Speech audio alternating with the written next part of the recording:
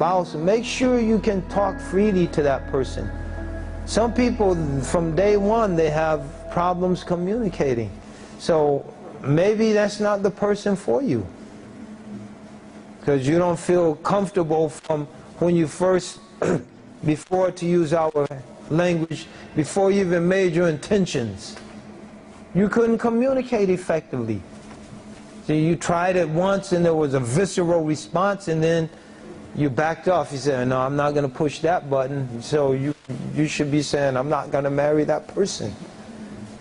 Because you're going into a relationship whose success requires the ability to talk openly and freely about everything.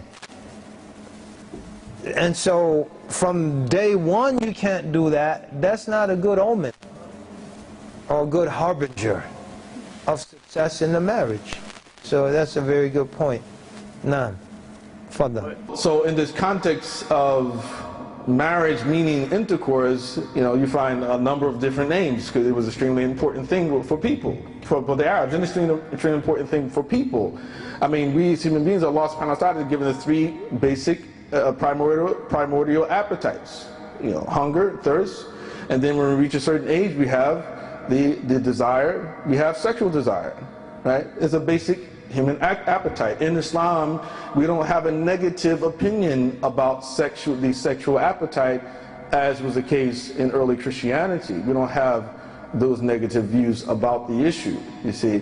But the Arabs, you find all types of words, the nikah, al-muwaqa'a, al-musahaba, al-jima', al-ghashiyan, al-ityan. It's a lot of different words they made up for it, and that was their way of indicating the importance of the thing. So they had a lot of words for camels, because camels are extremely important. There's a lot of different words for lions, right? The Quran itself has a lot of different names. The Al-Fatiha has a lot of different names. The Prophet Muhammad ﷺ has a lot of different names. Yawm al-Qiyamah has a lot of different names, right? So anytime something was serious and important, the Arabs gave it a lot of different names. And the reason why I'm focusing so much on the linguistic definition of nikah is because when we come to the legal definition of marriage, that we find that the scholars have not excluded this whole idea of the right to sexual intimacy from the definition.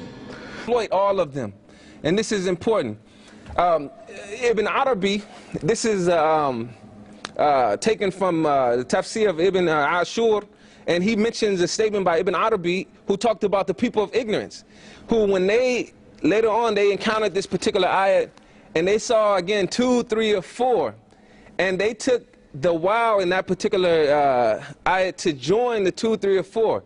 So they used that to justify marrying 2 first, then 3 next, and then 4. What does that add up to? So 9. So they used the ayat, and this is how we misread things, and then But ijma' is that this particular ayat is saying that we can only marry 4. Okay, this is ijma'. This is from the Sahaba and the Tabi'een, that they're restricted to 4. So they take the narration, and Ibn Kathir, he mentions an individual named Ghilan bin Salama al-Thaqafi. And this individual, he had 10 wives. So the Prophet ﷺ told him to reduce his number of wives to 4. Okay, so this is where the scholars, they get that it's ijma', that 4. Don't try to misread it. Don't try to misread the ayah, but it's 4. You restrict it to 4. And depending on the social circumstances in our society, it may not be good to do 4. We may be good at 1. Okay? And so we have a situation too. There was Al-Qurtubi, he mentioned Al-Harith bin Qais. He had 8 wives, and the Prophet ﷺ, he said, keep 4. Again, 4. He restricted his number to 4. These are individuals who converted into Islam. He said, keep 4.